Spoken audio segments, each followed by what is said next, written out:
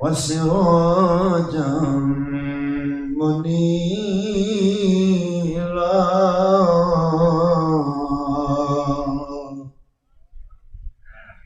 فقد قال الله تعالى في كلامه المجيد وفرقانه الحميد وبرهانه التوحيد والرسالة والولاية والخلافة والآخرة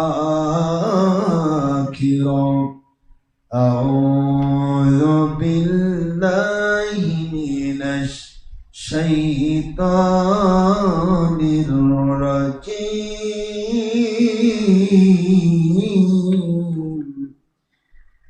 الله أكبر ولله الحمد والصلاة والسلام على رسول الله بسم الله الرحمن الرحيم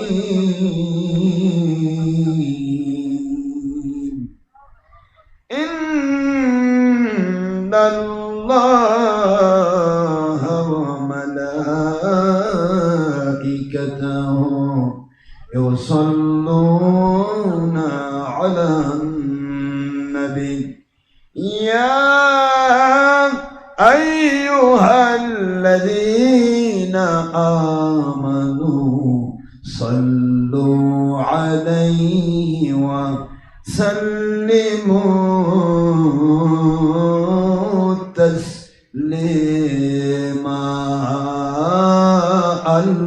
اللهم صل على سيدنا مولانا محمد وعلى آل سيدنا مولانا محمد সিহা সিদ্দার সহি মুসলিম ও নাসাইল হাদিসে নবীজি বলেন একবার দরুদ পড়লে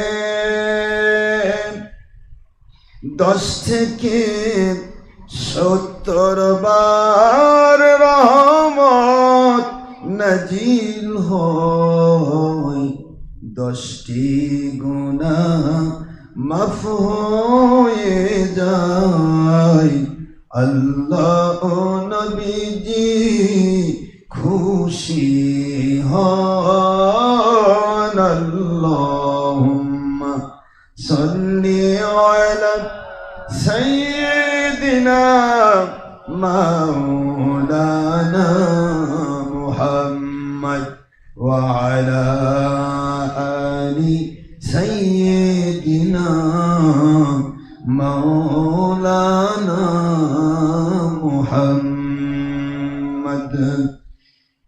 নবীজির শানে মহব্বতন মিলিত ভাবে দরুদ পেশ করেন সকল ফেরেশতা ও স্বয়ং আল্লাহ রব্বুনা সূরা আহজাবের 56তম আয়াত 22 পারা পবিত্র কুরআন খুলে দেখো না আল্লাহুম্মা সাল্লি আলা সাইয়্যিদিনা মাওলানা মুহাম্মদ ওয়া আলা আলি সাইয়্যিদিনা মাওলানা মুহাম্মদ সাল্লাল্লাহু আলাইহি ওয়াসাল্লাম। বাবা একটা সাউন্ড বক্স এদিকে একটু ইয়া করে দেওয়া যাবে, দেখো কানে আসে।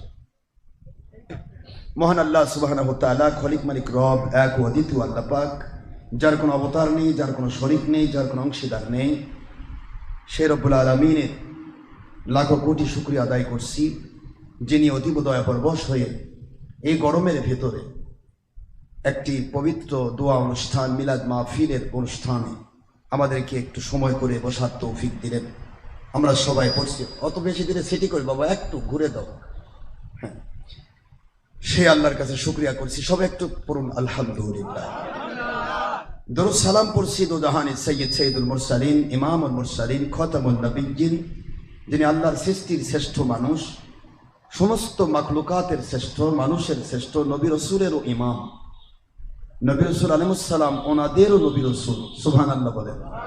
সেই নবী সাল্লাল্লাহু আলাইহি ওয়াসাল্লামের তার উপরে দরুদ শরীফ পড়ছি, যার উপর একবার দরুদ পড়লে সহিহ নাসাই এবং তিরমিজির হাদিসে আসছে, মান সাল্লা আলাইয়া সালাতান ওয়াহিদা সাল্লাল্লাহু আলাইহি আশরা সালাতিন, যখনই কেউ আমার উপর একবার দরুদ পড়ে, আখির নবী সাল্লাল্লাহু আলাইহি ওয়াসাল্লাম বলেন, তার উপরে কমের পক্ষে আল্লাহ পাক 10 বার রহমত নাজিল করেন।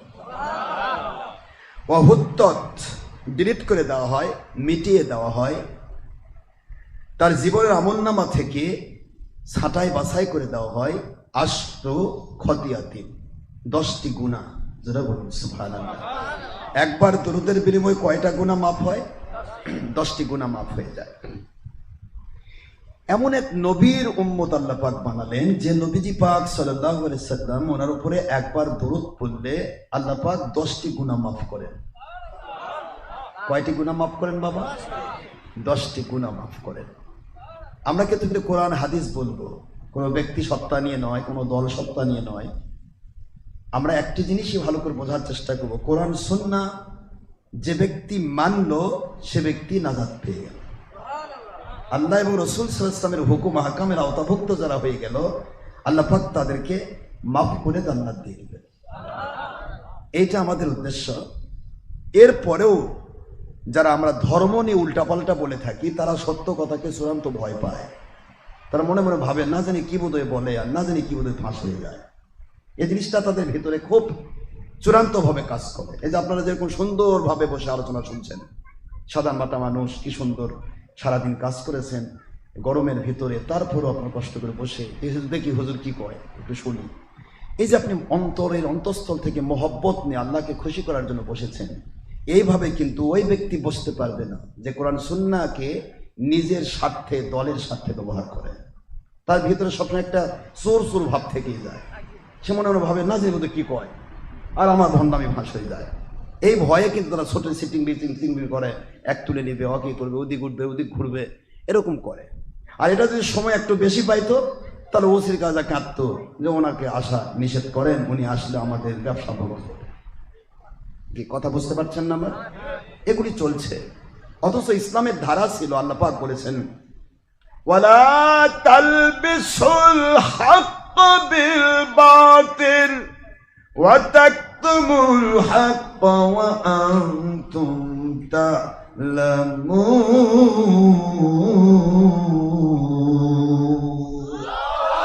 পবিত্র কুরআন শরীফ সূরাতুল বাকারা 2 নম্বর সূরা, 1 নম্বর পারা, মদিনায় অবতীর্ণ আইন, 42 নম্বর আয়াত, 5 নম্বর রুকু।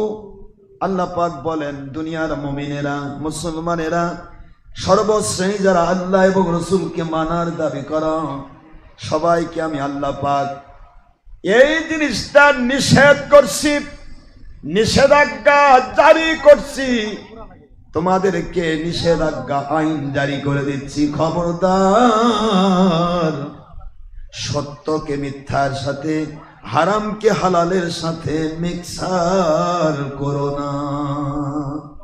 সত্য মিথ্যা আলাদা থাকবে, হারাম হালাল আলাদা থাকবে, দুধ মদ আলাদা থাকবে। খবরদার মিক্সার করো না। যখনই মিক্সার হয়ে যাবে হারামের সাথে হালাল, তখন হালাল আর থাকবে না, হালালটা হারাম হয়ে যাবে। দুধের সাথে দুধ, আপনি মদ মিক্সার দিয়েছেন, কি দুধ থাকবে না মদ হয়ে যাবে? আমার কথা বুঝতে পারছেন না বাবু? আপনি পেশাব পায়খানার সাথে একটা ভালো জিনিস এর সাথে মিক্স করেছেন, বলেন ওই ভালো জিনিসটা থাকবে না পেশাব পায়খানা হয়ে যাবে?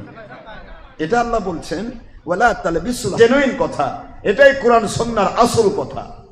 কিন্তু তোমার কোরআন সুন্নাহ বিরোধী যে কাজগুলি, কোরআন সুন্নাহ বিরোধী যে বক্তব্যগুলি, চলাফেরাগুলি, এগুলি ধরা পড়ে যাবে, এই ভয়ে তোমরা সত্যটাকে কখনো গোপন করো না।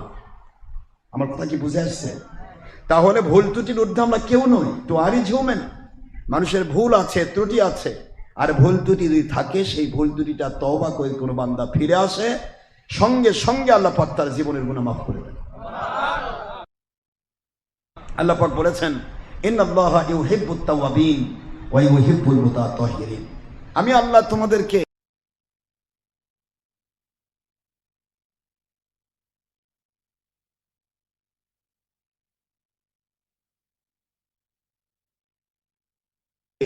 যারা গুনাহ করেছো শয়তানের প্রবঞ্চনায় পড়ে, নবীর কাছে গিয়ে যাওয়া সত্য, নবী না থাকলে ওলির আমার হক্কানি ওলি আউলিয়া আলেম উলামা যারা আল্লাহর সন্তুষ্টির জন্য কথা বলছে, দল কেন্দ্রিক নয়, ব্যক্তি কেন্দ্রিক নয়, কোনো গোষ্ঠী কেন্দ্রিক নয়, কথা হবে আল্লাহ এবং রাসূলের সন্তুষ্টির জন্য। এই আল্লাহ এবং রাসূলের সন্তুষ্টির জন্য যারা কথা বলে, সেই সমস্ত হক্কানি আলেম বা ওলি আউলিয়ার কাছে গাও, তওবা করো। আল্লাহ বলেন আমি তার জীবনের গুনাহ মাফ করে গুনার জায়গা আমি নেকিতে পরিবর্তন করে দেব। এই ওয়াদাটা আল্লাহ সূরাতুল ফুরকান ৭০ নম্বর আয়াত শরীফ আল্লাহ স্পষ্ট করেছেন। বান্দা যখন গুনাহ করে, আমি আল্লাহ ইচ্ছা করে তাকে ধ্বংস করে দিতে পারি, কিন্তু দেই না কেন? কারণ আমি আল্লাহ জানি এই বান্দা একদিন ভুল স্বীকার করে আমি আল্লাহর কাছে তওবা করবে। তাছাড়া তাৎক্ষণিকভাবে আমি তাকে গজব দিয়ে শেষ করে দিতে পারি, এই ক্ষমতা আমার আছে না? আল্লাহর ক্ষমতা আছে না বাবা? কোন শব্দ দিয়ে যিনি রাতকে দিন করেন, দিনকে রাত করেন? কোন শব্দ দিয়ে যিনি মৃতকে জিন্দা করেন, জিন্দাকে মৃত করেন? ঠিক না ঠিক বাবারা? কোন শব্দ দিয়ে যিনি পাহাড় ভেঙ্গে সাগর বানান, সাগরের ভিতর থেকে পাহাড় ঠেলে বের করে টাইটানিকের অহংকার চূর্ণ করে? এ ক্ষমতা কার? তাহলে ওই আল্লাহ, আপনি আমি যখন আল্লাহ বিরোধী কাজে যাচ্ছি, গুনাহ করছি বা ভালো কাজে বাধা দিচ্ছি, আল্লাহর সন্তুষ্টির কথা কেউ বলছে সে পথে বাধা দিচ্ছি, আল্লাহর সন্তুষ্টির কাজে মানে আঘাত করছি, মানুষকে ধোঁকা দিচ্ছি, মানুষকে জুলুম করছি, এগুলি আল্লাহ দেখে না? ইচ্ছা করলে আল্লাহ ধ্বংস করে দিতে পারতো না? কিন্তু করেন না কেন? কারণ আল্লাহ পাক ছেড়ে দিয়ে রাখেন, বান্দা এখনো সময় আছে, ফিরে এসো, ফিরে এসো, ফিরে এসো। এই ফিরে এসো বলতে বলতে ফেরাউন, নমরুদ, ফেরাউন 450 বছর, নমরুদ 700 মতান্তরে 1700 বছর সময় পাইলো, কিন্তু ফিরতে পারলো না। লাস্টে কি হলো? আল্লাহর গজবে পড়ে ধ্বংস হতে হলো। ঠিক একই কায়দায় উম্মতে মুহাম্মদীর সত্যিকারের উম্মত যারা, হুজুর সাল্লাল্লাহু আলাইহি ওয়াসাল্লামের উম্মত, এরাও আল্লাহ পাকের কাছে টাইম পাবে যে কতদিন দেখি ফিরে ফিরে, যখন তার হায়াতিক জিন্দেগি আল্লাহ পাক যখন দেখবেন যে এই বান্দার আর ফেরা। সবচেয়ে বড় বুদ্ধিমানের কাজ, একজন গুনাহগারও আল্লাহর প্রিয় বান্দা হতে পারে একটা পয়েন্ট দিয়ে, তওবা করে। জোরে বলুন সুবহানাল্লাহ। কি করে বাবারা? তওবা করে আল্লাহ পাকের কাছে গুনাহগারও কিন্তু প্রিয় হতে পারে। গুনাহগার কি হতে পারে?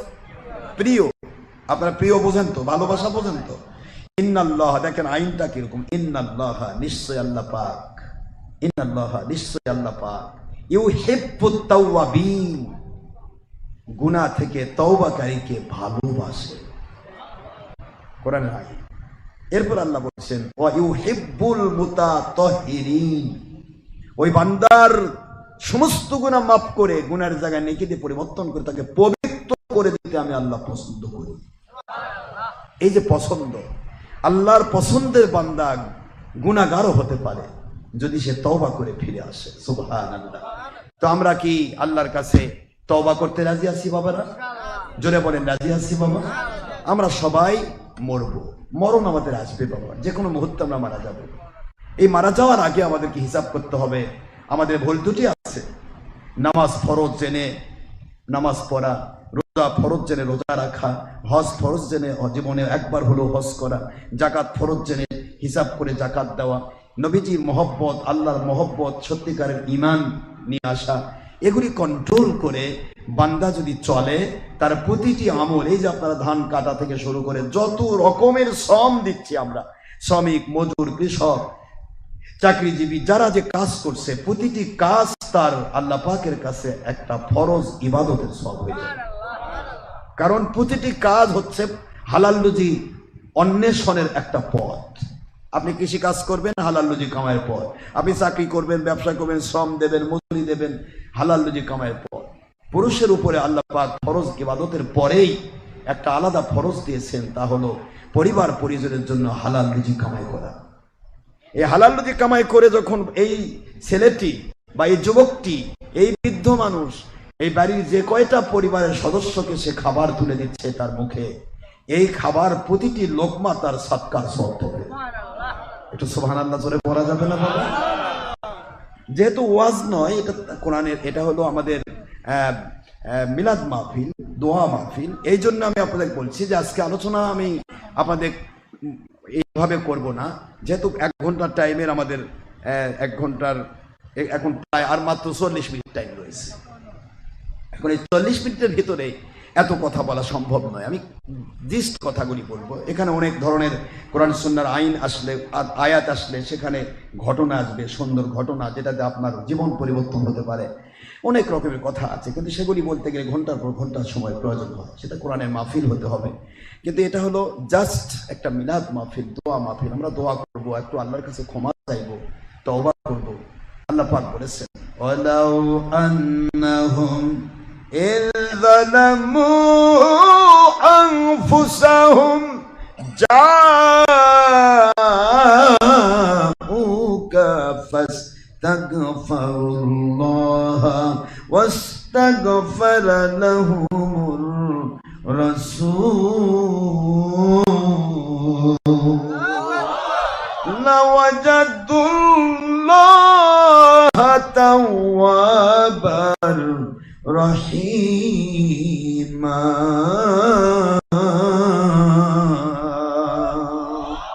কোরআন শরীফের সূরাতুন নিসা 4 নম্বর সূরা 5 নম্বর পারা, মদিনায় অবতীর্ণ আইন, আয়াত শরীফ নম্বর 64। আল্লাহ পাক বললেন, দুনিয়ার মানুষ শোনা, গুনাহ করে যদি জীবন শেষ করে দিয়েছ, এখন তুমি ক্ষমা পেতে চাও, যেখানে সেখানে ক্ষমা হয় না। কেউ যদি ক্ষীরা কিনতে চায়, ক্ষীরার বাজারে যেতে হয়। হীরা কিনতে চাইলে হীরার দোকানে যেতে হয়। আমার ক্ষমা যদি কেউ পেতে চায়, নবী থাকলে নবীর কাছে যাও, নবী না থাকলে নবীকে অনুসরণকারী হক্কানি উলিল আমর ওলিদের কাছে যাও। কেন যাবে? কারণ আমি আল্লাহ পাক রব্বুল আলামিন আইন দিলাম, ফাস্তাগফিরুল্লাহ। ও আমার বন্ধু, ও আমার হাবিবি, ওয়ালাউ আন্নাহুম যালামু আনফুসাহুম জাউকা ফাস্তাগফিরুল্লাহ। নবী গো, যারা গুনাহ থেকে মাফ পেতে চায় তাদের পয়েন্ট হলো আপনার কাছে আসতে হবে। সুবহানাল্লাহ। আপনাকে অ্যাভয়েড করে, আপনাকে ওভারটেক করে, আপনার সাথে বেঈমানি করে, আপনার সাথে দুশমনি করে আমি আল্লাহর কাছে ক্ষমা পাওয়ার কোনো রাস্তা নেই। একটু জোরে সুবহানাল্লাহ। আপনাকে ওভারটেক করে জান্নাতে যাওয়া সম্ভব নয়। আপনাকে ওভারটেক করে ইসলাম মানার দাবি করা সত্য নয়। আপনাকে ওভারটেক করে কোন সময় আমি আল্লাহকে খুশি করা সম্ভব নয়। তার পয়েন্ট হলো, আপনি যা বলেন তা হলো আমার নাজিলকৃত ওহী। আমার ওহী ছাড়া তো আপনি কথা বলেন না গো নবী। এই জন্য আপনাকে ওভারটেক করে কখনো আমি আল্লাহ পাওয়া সম্ভব নয়। আমি আল্লাহকে পাইতে হলে, আমার রহমত পাইতে হলে, আমার বরকত পাইতে হলে, আমি আল্লাহ পাকের ক্ষমা পাইতে হলে ওই বান্দাকে আপনার কাছে আসতে হবে। আপনার কাছে তওবা করে, হাতে হাত রেখে তওবা করে, ওই বান্দাগুলো যদি আমি আল্লাহর কাছে শরণাপন্ন হয় আপনার মধ্য দিয়া, আর আপনি নবী চুপ করে থাকতে পারবেন না। ওয়াস্তাগফারা লাহুমুর রাসূল, ওই বান্দাগুলির দিকে তাকিয়ে আপনি বলবেন, ও আল্লাহ, আপনার এই বান্দা বান্দিরা তওবা করেছে, আপনি দয়া করে মাফ করে দিন। এই ছোট্ট একটি কথা রিকমেন্ড আমি আল্লাহ কবুল করে নিয়ে লাওয়াজাদুল্লাহ তাওয়াবার রহিমা লামে তাকিদ আমি ওয়াদা করছি অবশ্যই ওদের জন্য আমি আল্লাহ পাক ওদের গুনাহগুলি মাফ করে দিয়ে আমি আল্লাহ তাদের জন্য কবুলকারী তওবা কবুলকারী দয়ালু আল্লাহ হয়ে যাব। জোরে বলুন সুবহানাল্লাহ।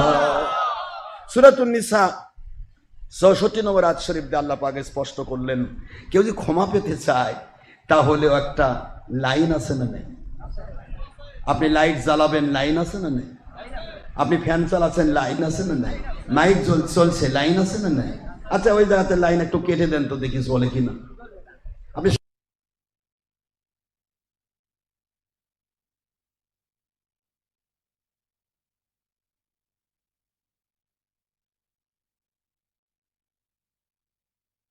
সারাদিন ফু দিবেন, কাম হবে না। এটা লাগাই দেন, আবার চলবে। আমার আল্লাহ বলতেছেন, আমি আল্লাহ হলাম নিরাকার, এক অদ্বিতীয় আল্লাহ। আমাকে ধরা যায় না, ছোঁয়া যায় না, আমি আল্লাহকে দেখা যায় না। আমি স্থান কাল পাত্রের ঊর্ধ্বে। যখন স্থান ছিল না, তৈরি করিনি, তখন আমি ছিলাম। যখন গোটা জগৎ ছিল না, তখন আল্লাহ ছিলেন না? হুয়াল হাইয়ুল কাইয়ুম। যখন গোটা জগৎ আমি সৃষ্টি করেছি, তখন আমি আছি। আর যখন গোটা জগৎ আমি ধ্বংস করে দিব, তখন আমি থাকবো। এটা সুবহানাল্লাহ বলবেন না তো? এনার নাম হলো হুয়াল হাইয়ুল কাইয়ুম, চিরস্থায়ী চিরঞ্জীব। তো চিরঞ্জীব চিরস্থায়ী আল্লাহ পাক, তাকে ধরা যায় না, ছোঁয়া যায় না। আল্লাহ কয়, আমাকে মানবে কি করে বান্দা? আমাকে মানার জন্য আমি আল্লাহ পাক মহব্বত করে এমন এক রসুল পাঠালাম, যে রসুলকে মানলে আমাকে মানা হয়। একটু জোরে বলবেন না সুবহানাল্লাহ বাবা? সোনা তোলার মানুষ তো, সোনা তলা মানে বোঝেন তো? সোনা মানে সোনা, তলা মানে তলা, মানে সোনার এলাকার মানুষ, যা এখন 2 লাখ টাকা প্রায় ভরি। কি কম? কি রাগ করছেন নাকি? সোনার এলাকার মানুষ না আপনারা? তাহলে আপনাদের তো দাম অনেক বেশি, আপনারা অনেক দামি মানুষ। এই দামি মানুষগুলোকে আমি বলছি যে আল্লাহ পাক রব্বুল আলামিন আমার নবীজিকে কেমন ভালোবাসেন। শুধু হুজুর বলে, কোরআনের বাণী এটা, ওয়াস্তাগফারা লাহুমুর রাসূল। আমার রাসূল সাল্লাল্লাহু আলাইহি ওয়াসাল্লাম যদি তোমাকে ক্ষমা করে দিতে বলে, আমি আল্লাহ ক্ষমা করব। কথাটা কি বুঝতে পেরেছেন তো? রাসূল সাল্লাল্লাহু আলাইহি ওয়াসাল্লাম যদি ক্ষমা করে দিতে বলে, আমি ক্ষমা করব। এখানে কিয়ামতের দিন, এখানে তাফসিরে বলা হয়েছে, তাফসির রুহুল বয়ান করে তো বিখাজেন বাগবিতে বলা হয়েছে, নবীজি পাক সাল্লাল্লাহু আলাইহি ওয়াসাল্লাম কিয়ামতে যদি কোনো কাফেরের জন্য সুপারিশ করে, আল্লাহ এই কাফেরটা আমাকে মহব্বত করেছে, আল্লাহ ক্ষমা করে দেবে। এটা কাফের কেউ ক্ষমা করবে যদি নবী সুপারিশ করে। তার প্রমাণ নেবেন আপনারা? না, মন খারাপ হয়েছে আপনার।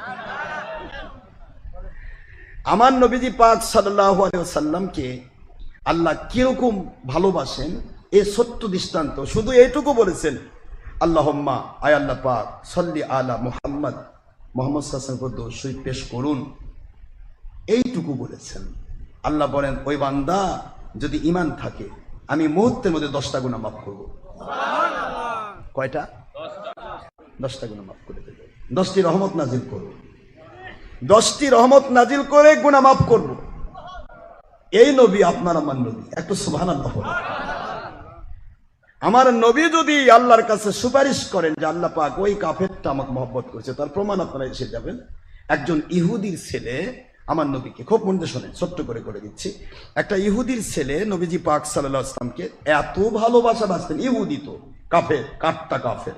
বর্তমান ইহুদি যারা, তারা জালেম, পাশাপাশি মুসলমানদের মহাশত্রু, এবং এরা আল্লাহ পাক রব্বুল আলামিনের শত্রু, আমার আখির নবীর শত্রু। কারণ এরা এরকম ছিল যে ইহুদিরা বলতো যে তাওরাত কিতাবের নাম করে আমরা যে আইনগুলি তৈরি করেছি, এই আইনের বিরুদ্ধে যদি কোনো নবীও বলে, আমরা তা হত্যা করব। তা কত খারাপ এরা! 70,000 নবী পাঠাইছে ইহুদিদের মধ্যে হেদায়েতের জন্য। ফিনিশিং নবীর নাম হযরতে ঈসা রুহুল্লাহ আলাইহিস সালাম। কিন্তু ঈসা রুহুল্লাহকে তারা জানলো, বুঝলো, খুব খেয়াল করবেন, জানলো, বুঝলো যে ঈসা নবী এমন এক নবী যার মা আছে, বাবা নেই, মায়ের কোল থেকে মায়ের কোলে বসে তিনি বলেছেন, ইন্নী আব্দুল্লাহ আতানিয়াল কিতাব জাআলানি ওয়া জাআলানি নবিয়্যা, আমি আল্লাহর বান্দা, আমার বাবা ছাড়াই আমার মালিক আমার মায়ের গর্ভে আমাকে সৃষ্টি করেছে। খবরদার আমার মাকে দায়ী করতে যেও না, আমার মালিক যে বাবা ছাড়াও মানুষ তৈরি করতে পারে তার প্রমাণ আমি।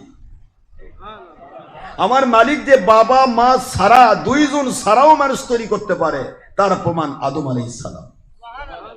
আমার মালিক বাবা মা ছাড়া শুধুমাত্র পাজরের হাত দিয়ে মানুষ তৈরি করতে পারে তার প্রমাণ হাওয়া আলাইহিস সালাম। আমার আল্লাহ এক ফোঁটা পানি দিয়েও মানুষ তৈরি করতে পারেন তার প্রমাণ সাধারণ মানুষগুলো। কথা বলছেন না কেন? আমরা একটু কি বোঝার চেষ্টা করছি বাবারা? সে আল্লাহ। তো ঈসা আলাইহিস সালাম বললেন, আমি সেই নবী যেই নবী এমন এক মা মরিয়ম আলাইহাস সালামের মধ্য থেকে এসেছি। মরিয়ম আলাইহাস সালাম কোনদিন বিবাহ হয় নাই, কুমারী। এই কুমারীর ভিতরে আমার আল্লাহ পাক কুদরত থেকে জিবরাইল আলাইহিস সালামকে পাঠিয়ে দিয়ে তাকে একটা ফুল শোকালেন, মতান্তরে জিবরাইল ফুঁ দিলেন গোসলখানার ভিতরে। আমি ঘটনা বলতে সময় লাগবে, 2-4-5 ঘন্টা লাগবে, এটা ঘটনা যাচ্ছে না।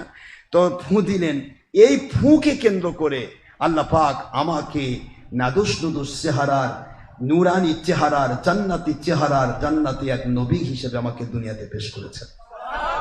মায়ের কোলের মধ্যে থেকে যে সন্তান কথা বলল, ইহুদি পণ্ডিতেরা, ইহুদি এই অভিশপ্তরা, এরা এত খারাপ ছিল। খারাপ কি? কারণ তাওরাত হলো আল্লাহর কালাম, আল্লাহর কালামের নাম ভেঙে আইন বানায়, কিন্তু কালামে নাই। কথা কয় না কি? আমার কথা বুঝতে পেরেছেন? এখন কোন নবী আসলে কি তার পক্ষে বলবে না কালামের পক্ষে বলবে? এখন কালামের পক্ষে গেলে ওদের বিরুদ্ধে যাচ্ছে। এই বিরুদ্ধে যাওয়ার কারণেই ওদের কথা হলো, যদি নবীও আমাদের বিরুদ্ধে বলে আমরা তাকে হত্যা করব। কত খারাপ ছিল, অভিশপ্ত। এই অভিশপ্ত এদেরকে বলা হয়েছে, ইহুদিদেরকে বলা হয়েছে কোরআনের ভাষায় সূরাতুল ফাতিহাতে আপনারা পড়েছেন, গায়রিল মাগদুবি আলাইহিম ওয়ালাদ দাল্লিন, পথভ্রষ্ট, অভিশপ্ত। এই এরা এত খারাপ গোষ্ঠী, তারা নবী পর্যন্ত সত্য বললে তাকে মানে নাই, বরং হযরত ঈসা আলাইহিস সালামের এত বড় মুজিজা দেখে, জীবন মৃত মানুষ 3000 বছর আগেকার মৃত মানুষকে জিন্দা করেছেন তিনি। সুবহানাল্লাহ বলবেন না জোরে?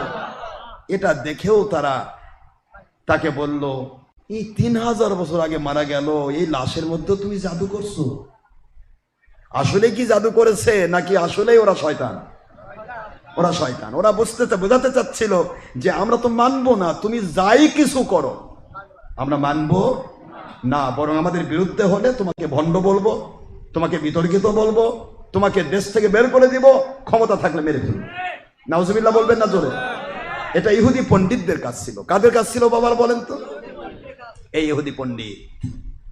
এভাবে আল্লাহ পাক এটা কাজালিক শব্দ দিয়ে ব্যবহার করেছেন। এভাবে কিয়ামত পর্যন্ত এক শ্রেণীর মানুষ আসবে, তারা কোরআনের নাম করে চলবে কিন্তু কোরআন মানবে না।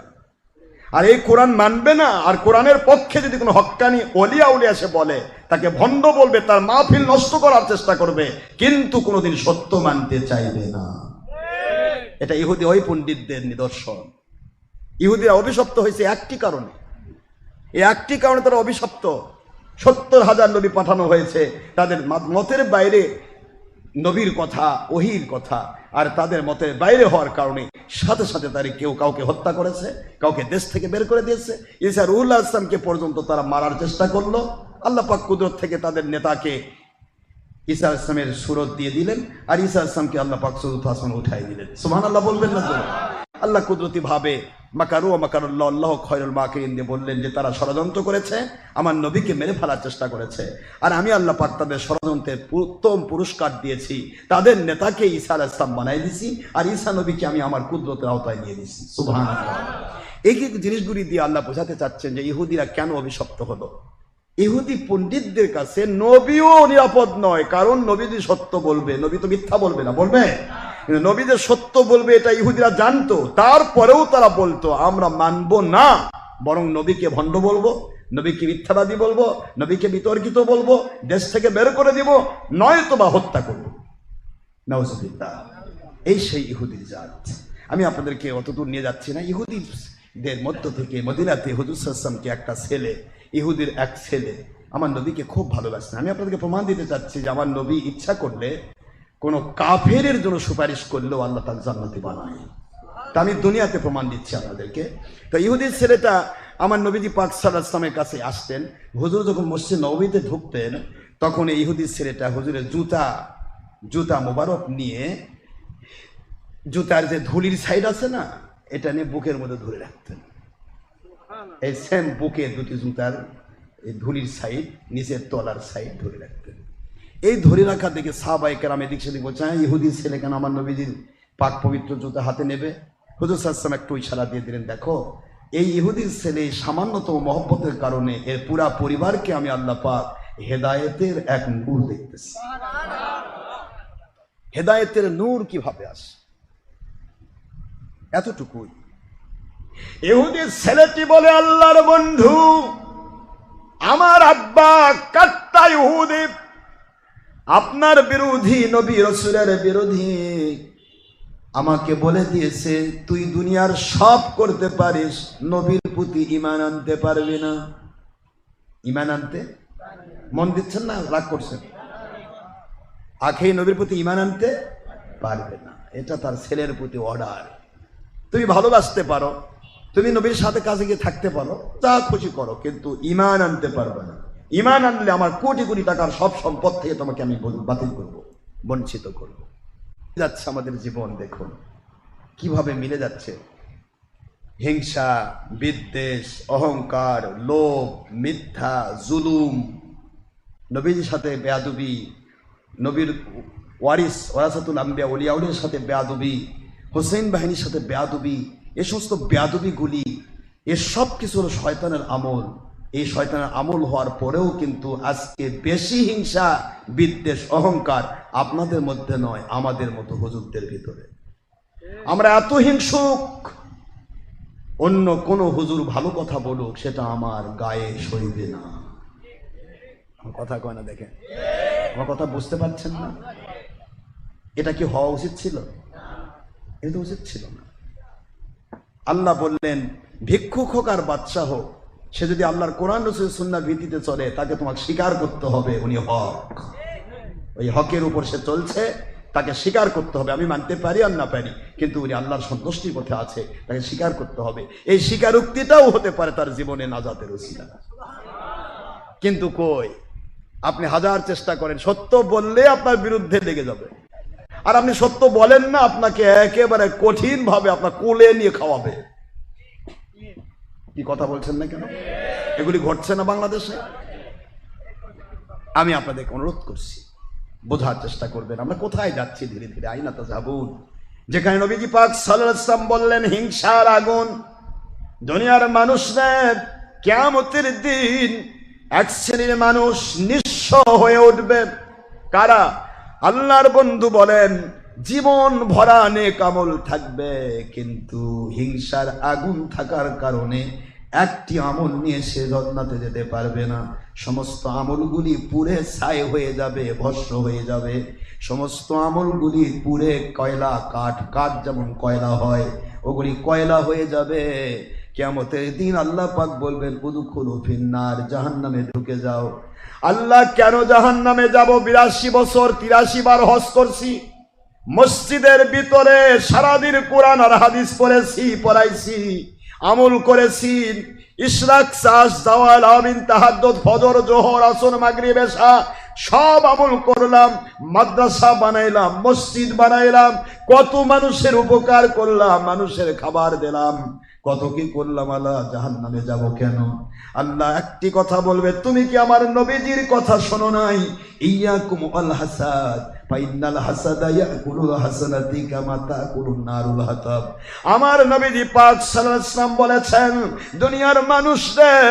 দুনিয়ার মানুষ মুমিনেরা, মুত্তাকিরা, শোনো, তোমরা হিংসা থেকে নিজেকে বাঁচাও, অহংকার থেকে নিজেকে বাঁচাও।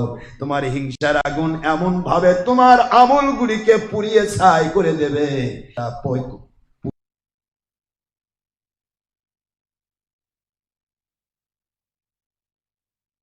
পুড়ে ছাই হয়ে যায়, ফু দিলে উড়ে যায়, ধুইলে ময়লা বের হবে, আর কিছু বের হবে না। তবে সোনা তোলার মানুষের যদি কয়লা যদি এরকম হয় তাহলে ধুলে ময়লা বেরো, খালি সোনা বের হবে কি করে? সোনা বের হবে? যদি আপনার কয়লা ধন এই যে দেশের মানুষ হোক না কেন, আপনার কাছে আগুন লেগে দিলে যেমন কয়লা হয়, জীবনের সব আমলগুলি পুড়ে কয়লা হয়ে যাবে। যদি তার ভিতরে হিংসা থাকে, এই হিংসার আগুন রয়েছে আমাদের ভিতরে। উপরে দেখাচ্ছে কত আমল, আমল দিয়ে জীবন ভরা, কিন্তু পুরা শরীরে খালি হিংসায় গিজগিজা। শয়তান কিন্তু এইটাই চেষ্টা করে। শয়তানের গুণ হলো হিংসা, শয়তানের গুণ হলো অহংকার। আমি কি হলাম রে, ওই কি জানে, ভণ্ড বিতর্কিত, ওই কি জানে বেদাতি, কথা কর না কেন? শয়তান দূর থেকে কান্দে আর কয়, আল্লাহ আমি শুধু এইটুকু বলেছিলাম আনা খয়রুম মিনহু, আমি হলাম আদমের চেয়ে শ্রেষ্ঠ। এইটুকু বলার কারণে আমার লক্ষ লক্ষ বছরের ইবাদত, লক্ষ লক্ষ বছরের সেজদা, লক্ষ লক্ষ বছরের নামাজ, লক্ষ লক্ষ বছরের রুকু, লক্ষ লক্ষ বছরের ফেরেশতাদেরকে শিক্ষা দেওয়া, মুআল্লিমগিরি সব বাতিল হয়ে আমি মালউন হয়ে গেলাম, অভিশপ্ত হয়ে গেলাম, রাজিম হয়ে গেলাম, ইন্নাকা মিনাস সাগিরিন, সর্বনিকৃষ্ট হয়ে গেলাম, জাহান্নামী হয়ে গেলাম। আর এ কি কাউকে মানুষই মনে করে না, কি জানে এই বেদাতি, ওই ভণ্ড, কথা আমার কথা বুঝতে পারছেন না? শয়তান দূর থেকে কান্দার কথা, এটার ডিগ্রি কত আল্লাহ? আমি তো শুধু বলছিলাম আনা খয়রুম মিনহু, আমি তো বলিনি, আমি তো আদমের যে আদম আলাইহিস সালামকে আমি এই কথা বলিনি, ভণ্ড বিতর্কিত কি জানে, এটা তো কইনি। আমি শুধু বলেছি আমি ওর চেয়ে উত্তম, এইটুকুর কারণে আবার সব শেষ হয়ে গেল। আরে এটা কি, তো মানুষই মনে করে না, কাউকে মনে করে কি বাধা হয়ে গেছে। আল্লাহ পাক বলেন, লাবান তাবিআকা মিনহুম লা আমলা আন্না জাহান্নামা মিনকুম আজমাইন। কোরআন শরীফ খুলুন আপনারা, সূরাতুল আরাফ 7 নম্বর সূরা, 18 নম্বর আয়াতাংশ। আল্লাহ বলেন, হে ইবলিস, তোমার আমল, তোমার জিন্দেগির কাজ হিংসা, অহংকার, লোভ, মিথ্যা, এই বদগুণগুলি যদি কোনো হুজুরের ভিতরে ঢোকে, আশরাফ সিদ্দিকের মধ্যেও ঢোকে, সাধারণ মানুষের মধ্যেও ঢোকে, আর সেই তওবা না করতে পারে, আমি আল্লাহ বলছি তোমাকে সহ তাদেরকে সহ আমি জাহান্নাম পূর্ণ করব, জান্নাতে যাওয়া সম্ভব না। আমার কথা বুঝতে পারেন নাই? তাহলে আমরা কোথায় আছি? এত হিংসা কেন বাবা? আমি যখনই হিংসার দিকে চলে যাব, যার উপর আপনি হিংসা করবেন ওই ব্যক্তির পক্ষ নেওয়া আল্লাহর দায়িত্ব হয়ে যাবে। দেখছেন আল্লাহর কুদরতি খেলাটা? দেখছেন, যার প্রতি আপনি হিংসা করবেন ওই ব্যক্তির পক্ষ নেওয়া কার দায়িত্ব হবে? আল্লাহর দায়িত্ব হবে। এখন আল্লাহর দায়িত্ব নিয়ে সে আপনার ওই ব্যক্তিকে বাড়াচ্ছে, আর আপনার ভিতরে হিংসার আগুন খালি বুদবুদ বুদবুদ করে জ্বালাচ্ছে। হিংসার আগুন এমন, এই হিংসার আগুন যার ভিতরে ঢোকে সেই ব্যক্তিটা সারাটা জীবন শুধু হিংসা দিয়ে ধুকে ধুকে মরে, তার কলজাটা সারা জীবন জ্বলে, ও শান্তি পায় না। হিংসার আগুনটা এত খারাপ জিনিস। হিংসার আগুন মানুষের অন্তরকে জ্বালিয়ে দেয়। অহংকার তো মানুষের জীবনকে ধ্বংস করে ফেলে, মিথ্যা মানুষকে লানতগ্রস্ত করে, লোভ মানুষকে পরিপূর্ণ আল্লাহ থেকে, রসুল থেকে দূরে সরে দেয়। আল্লাহ মানতে যাচ্ছে, শয়তান এক লোভ দেখালো, এই কাজটা করলে তোমাকে এত টাকা দেওয়া হবে, ওটা দরকার নাই, নগদ কাজে করি। আল্লাহ ওটা কথা থাক, আগে নগদের দিকে যাই। কথা বলছেন না কেন? লোভ এটা মানুষকে ধ্বংস করে। আমার বাবারা, আমার যুবকেরা, আমার তরুণেরা, ইয়ং জেনারেশন, আমার হীরকখণ্ড, আপনাদের খেদমত আরজ করছি। আপনাদের তো আল্লাহ পাক অনেক দয়া করেছেন, আপনারা অনেক ভালো রয়েছেন। আজও 4টা যুবক একসাথে ঘোরে, কিন্তু 4টা মুন্সি একসাথে ঘুরতে পারে না। কথা তোমরা দেখেন, আমার কথা বুঝতে পারেন নাই বাবা? আপনি একটু বোঝার চেষ্টা করবেন। अक्लमंदर समझदार के लिए इशारा काफी है, जगज लगाए के लिए दुनिया नहीं है, एबरात की जाहे तमाशा नहीं है, जो आहंगे गुफ्ता करना जाने पाक चबो तख्त मुर्दा चबो रुई खाक। আমরা কোথায় যাচ্ছি? ধীরে ধীরে ঠিক ইহুদি ও নাসারাদের সেই পথে চলে যাচ্ছি, যে আমার সত্যের বিরুদ্ধে কেউ, আমার বিরুদ্ধে যে সত্য বলবে তার পিছে আমি লাগবো। সত্য তো মানবই না, বরং তার বিরুদ্ধে লেগে যাব। কথা বলছেন না কেন? সত্য তো মানবই না, বরং তার বিরুদ্ধে লেগে যাব। এটা ইহুদি নাসারার সেই শয়তানদের কাজ। সেগুলি আমার ভিতরে ঢুকলো, কি করে আল্লাহ পাক রহমত করবে বাবা? এই জন্য আমি আপনাদেরকে অনুরোধ করছি, আমরা যেন হিংসা না করি, অহংকার না করি। যা কিছু করতে পারছি সে আমার মালিকের দয়া, ঠিক না? ঠিক বলুন। আমার এই জীবনে আপনি নিয়ামতে ভরে দিয়েছে, জীবন চলার পথ আপনি গায়বী মদদে ঘিরে রেখেছেন। আমার এই কণ্ঠে আপনি দিয়েছেন, কলবের মাকামে আপনি হকের দাওয়াত ভরে দিয়েছেন। আল্লাহ রব্বুল আলামিন দয়া করে সুস্থ রেখেছেন। এত ভালো বাসেন কেন মালিক আমায়, কি দিয়ে শুকুর তার করি আদায়। এত ভালো বাসেন আপনি মালিক আমায়, এত ভালো বাসেন আপনি আল্লাহ আমায়। এ ব্যাপারে আমার কোনো যোগ্যতাই নাই, এ ব্যাপারে আমার কোনো ক্ষমতাই নাই। জানি সব ভালোবাসা আপনারই দয়ায়, জানি সব ভালোবাসা নবীজির ওসিলায়, জানি সব ভালোবাসা মুর্শিদি দোয়ায়। এত ভালোবাসেন কেন মালিক আমায়, কি করে শুকুর তার করি আদায়। এত ভালো বাসেন আপনি আল্লাহ আমায়, এত ভালো বাসেন আপনি মালিক আমায়। পৃথিবীর দেশে দেশে মানবরিদে দয়া করে এ নাসিস গোলামদেরকে কবুল করেছেন হকের দাওয়াতে। বাংলার জেলায় জেলায়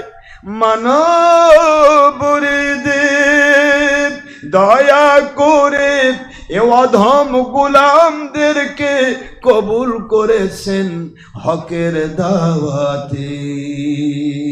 তৌফিকে আপনার নিয়ামত বেশুমার, তৌফিকে আপনার রহমত বেশুমার। পেয়ে নুয়ে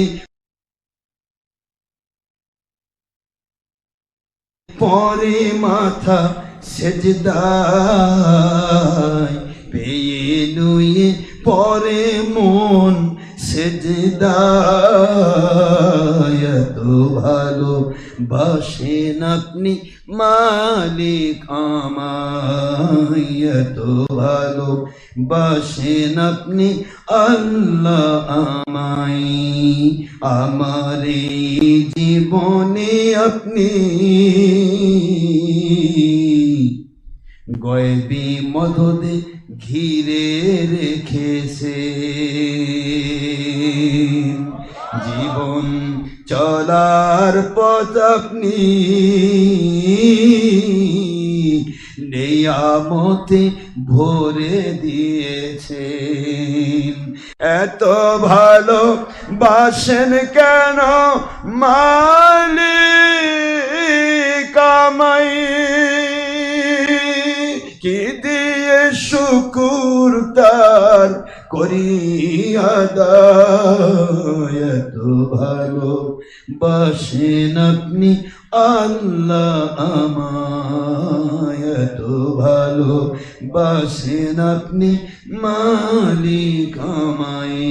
সুবহানাল্লাহ, আলহামদুলিল্লাহ, সুবহানাল্লাহ, বলেন সুবহানাল্লাহ, আলহামদুলিল্লাহ, সুবহানাল্লাহ। আল্লাহু আকবার, আল্লাহু আকবার, আল্লাহু আকবার, লা ইলাহা ইল্লাল্লাহ মুহাম্মাদুর রাসূলুল্লাহ, লা ইলাহা ইল্লাল্লাহ মুহাম্মাদুর রাসূলুল্লাহ সাল্লাল্লাহু আলাইহি ওয়াসাল্লাম, লা ইলাহা ইল্লাল্লাহ মুহাম্মাদুর রাসূলুল্লাহ সাল্লাল্লাহু আলাইহি ওয়াসাল্লাম। এত ভালো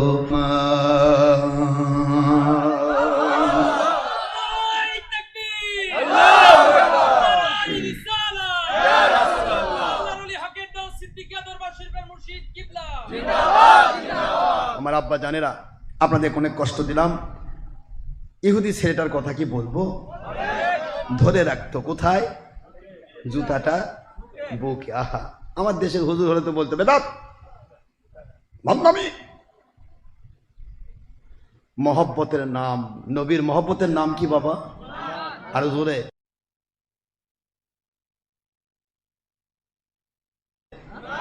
Morally remember, it's my Allah speaking. Some is iman of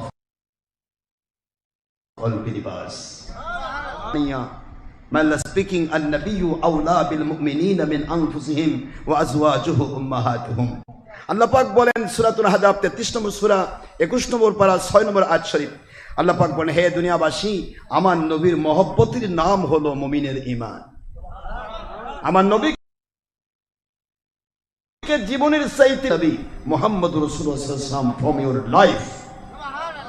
আর-নবিয়্যু আখির নবী, আওলা বা মানা আহাব্বা, সুপারলেটিভ ডিগ্রি, সবচাইতে ইসমে তাবজিল, সবচাইতে বেশি প্রিয় বিল মুমিনিন, মুমিন পুরুষ মহিলার কাছে, মিন আনফুসিহিম, তাদের জীবনের চাইতেও বেশি। একটু জোরে বলতে হবে সুবহানাল্লাহ। ওয়া আজওয়াজুহু উম্মাহাতুহুম, আমার নবীর স্ত্রীগণ উম্মতের মা। নবীর স্ত্রীগণ উম্মতের মা। এই উম্মতের মা, এই কথাটা আল্লাহ কোরআনে বললেন এবং বলেন আমার নবীজির প্রেম হলো মুমিনের ঈমান। অথচ সেই নবীকে আজকে কোরআন সামনে রেখে বলা হচ্ছে নবী আমাদের মতো, বড় ভাইয়ের মতো, মাটির মানুষ, অমুক তুমুক। নবীর মিলাদ পড়া যাবে না, কিয়াম করা যাবে না, দাঁড়ান যাবে না, এই যে হাউ হাউ করে ওঠে, দাঁড়ান যাবে না। আপনি তো বুখারিও মানেন না, আপনার কোম্পানি মানেন। আমার বড় আফসোস হয়, আজকে আমরা আল্লাহর নবীকে বাদ দিয়ে ধরেছি কোম্পানির নিউটি। দেখুন আপনারা, এখানে একটা হাদিস, সেই বুখারী থেকে একটা হাদিস আপনাদের পড়ে শোনাচ্ছি, ছোট্ট করে শুনবেন, খুবই জরুরি। এগুলি গ্রামের মানুষদেরকে ধোকা দিয়ে দিয়ে মুন্সি মৌলবী জীবনটা শেষ করে দিয়েছে। শুধু আর কোম্পানি ইসলাম, আর কোম্পানির বাইরে গেলে সেটা ভণ্ড। দেখেন আপনারা খেয়াল করবেন, আমি একটু বুঝাই দিই আপনাদেরকে, সহজ হবে আপনাদের জন্য। কষ্ট হচ্ছে না বাবা? দেখুন, এই ছোট্ট একটা হাদিস আমার মনে পড়ে গেল, কারণ আমি আসতেই দেখলাম কিছু লোক দাঁড়াইছে আর কিছু কিছু এখন আমি ভাবলাম যে এই কি মানে, এই যে হুহা হুঙ্কার দিচ্ছে কাকে করে, সে কি নবীকে মানে? দেখুন নবীকে মানার হিসাব দেখুন একটু মন দিয়ে সঙ্গে। আমার তো দুশ্মনী করে করেই জীবন শেষ করেছে মুন্সিরা, আরো করুক, আমার আপত্তি নেই। আমার জিন্দেগি তো আমার মালিকের জন্য, কোনো ব্যক্তির জন্য নয়। দেখুন আপনারা, এখানে একটি হাদিস হুজুর সাল্লাল্লাহু আলাইহি ওয়াসাল্লাম, একবার ডাইরেক্ট বুখারী থেকে আমি বলছি, মন দিয়ে শুনবেন। কষ্ট হলে বলবো না, কষ্ট হচ্ছে আপনাদের? আলহামদুলিল্লাহ, তাহলে তো আপনারা শুনতে চান যখন, তাহলে আমি ছোট্ট একটা হাদিস আপনাদের শোনাই দেই। নবীজি পাক সাল্লাল্লাহু আলাইহি ওয়াসাল্লামের ছোট্ট একটা হাদিস, যা বুখারীতে এসেছে, সেই বুখারীর হাদিসের ইবারত দিয়ে আমি আপনাদেরকে শোনাচ্ছি, একটু মন দিয়ে শোনার চেষ্টা করবেন। দেখুন এখানে আমার নবীজির বিষয়টা দেখেন। حدثنا ابو معمر حدثنا عبد الوارث حدثنا عبد العزيز عن انس رضي الله عنه قال رأى النبي صلى الله عليه وسلم النساء والصبيان مقبلين قال حسبت انه قال من عروس فقام النبي صلى الله عليه وسلم ممسلا। سبحان الله। আনাস রাদিয়াল্লাহু বলেন, সহিহ, এখানে দেখেন সহিহ বুখারী হাদিস নম্বর 3785, সহিহ মুসলিম হাদিস নম্বর 6573, মুসনাদ আহমদ, অসংখ্য হাদিস। হুজুর সাল্লাল্লাহু আলাইহি ওয়াসাল্লাম বলেন, দেখেন আনাস রাদিয়াল্লাহু বলতেছেন, আমার নবী পাক সাল্লাল্লাহু আলাইহি ওয়াসাল্লাম কিছু গণ্যমান্য ব্যক্তি আমার নবীর পাশ দিয়ে যাচ্ছিলেন, নবীজি বসা ছিলেন। স্বয়ং আখেরি নবী ওই গণ্যমান্য ব্যক্তিগুলোর সম্মানে দাঁড়িয়ে গেলেন। কমান নবী সাল্লাল্লাহু আলাইহি ওয়াসাল্লাম, কমা, আপনারা সবাই জানেন কমা শব্দের অর্থ কি? দাঁড়ানো। তিনি দাঁড়াইলেন, ফালা ওজনে মাজিদ সিগা, কমা, তিনি দাঁড়ালেন। কমা ফাকামান নবী সাল্লাল্লাহু আলাইহি ওয়াসাল্লাম মুমসিলা, আমার নবীজি পাক সাল্লাল্লাহু আলাইহি ওয়াসাল্লাম ওই গণ্যমান্য ব্যক্তিগুলির মহব্বতে আমার নবীজি দাঁড়িয়ে গেলেন, সালাম দিয়ে দিলেন। তাহলে কোন মজলিসে কোন আল্লাহওয়ালার সম্মানে দাঁড়ানো যদি কেউ হৌ হৌ করে, বুঝবেন এটা বাতিল কোম্পানি, নবীর কোম্পানি নয়। আপনারা যুগ যুগ ধরে জেনে এসেছেন, একটা স্কুল টিচার সে যদি হিন্দুও হয়, কথার কথা, আগেকার হিন্দু টিচার যারা ছিল, এখন তো হিন্দু টিচাররা স্মার্ট হয়ে যায়, আগেকার হিন্দু টিচাররা নিংটি পরে যেত। কথা বলছেন না কেন? এই দিক থেকে নিয়ে আসে নিংটি বাইরে দিছে, উপরে হয়তো একটা গেঞ্জি টেঞ্জি পড়ছে বা শার্ট পড়ছে, টিচার ঢুকতেছে। এই টিচারকে দেখেও কোনো ছাত্র বসে থাকে নাই। একটা হিন্দু টিচার, তার সম্মানেও ক্লাসের সে ছাত্ররা দাঁড়ায়, আর একটা আলেম বা পীরের সম্মানে দাঁড়ালে যে মুন্সি হ করে, এটা 2 নম্বর মুন্সি, ডুপ্লিকেট মুন্সি।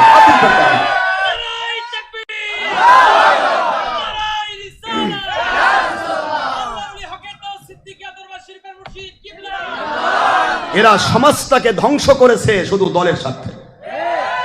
ইসলাম মানে না বাবা, এরা ইসলাম মানে না, এরা নবী মানে না। এরা এজিদের পক্ষ নিতে গিয়ে রহমতুল্লাহ আলাইহি লাগায় আর হোসেনের বিরুদ্ধে কথা বলে। আপনি কল্পনা করতে পারবেন না আজকে কোথায় যাচ্ছে আমরা। যাওয়ার পথ আমি কেন কথাটা বললাম, দেখুন এটা তো হুজুর নিজে বললেন, গণ্যমান্য ব্যক্তির সম্মানে নিজে দাঁড়ালেন নবীজি। কোন গণ্যমান্য ব্যক্তির সম্মানে দাঁড়ানো নবীজির একবার ডাইরেক্ট সুন্নাত, যা বুখারীর হাদিস দিয়ে প্রমাণিত। আপনি আবার আসেন, দেখুন আল্লাহ পাকের হাবিবের আদেশ দেখুন। কষ্ট হচ্ছে আপনাদের?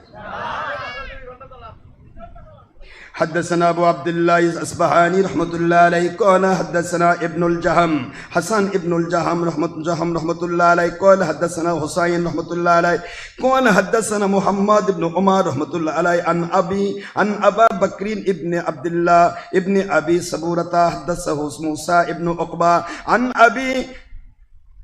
عن أبي حبيبة رحمة الله عليه مولى عبد الله ابن الزبير سبحان الله بولين عن عبد الله ابن الزبير قال فلما بلغ باب رسول الله صلى الله عليه وسلم استبشر سبحان الله বলুন। দেখুন হাদিস কি বলে, আচ্ছা আপনাদের কষ্ট দিচ্ছি না তো, হাদিসের ভাষাটা বোঝেন। আরেকটা হাদিস নিয়ে আসছে, হাদাসানা সুলাইমান ইবনে হারব রাহমাতুল্লাহ আলাইহি قال حدثنا شعبة عن سعد بن ابراهيم رحمة الله عليه عن ابي امامة هو ابن سهل ابن حنيف رحمة الله عليه عن ابي سعيد الخدري رضي الله تعالى عنه قال لما نزلت بنو قريظة على حكم سعد بعث رسول الله صلى الله عليه وسلم اليه وكان قريبا منه فجاء على حمار فلما دنا من المسجد قال رسول الله صلى الله عليه وسلم للأنصار قوموا إلى سيدكم। হাদিসের ইবারত পড়লাম কোথা থেকে? সহিহ বুখারী। সহিহ বুখারী যা কোরআন শরীফের পরেই শ্রেষ্ঠ কিতাব। সহিহ বুখারী হাদিস নম্বর 3043, 4121। সহিহ মুসলিম হাদিস নম্বর 1768 সহ এখানে প্রায় 1-9-30টা হাদিসের কিতাব। আমি সময় শেষ করার কারণে তাড়াহুড়া করছি। দেখুন কলা রাসূল, এখানে দেখেন লাম্মা নাজালাত বনু কুরাইজাতা আলা হুকমি সাদ ইবনে মুআয রাদিয়াল্লাহু আনহুর বয়স ছিল তখন 17 থেকে 18 বছর। তিনি বনু কুরাইজাতে মীমাংসার জন্য হুজুর তাকে আমার নবীজির পক্ষ থেকে পাঠাইছিলেন।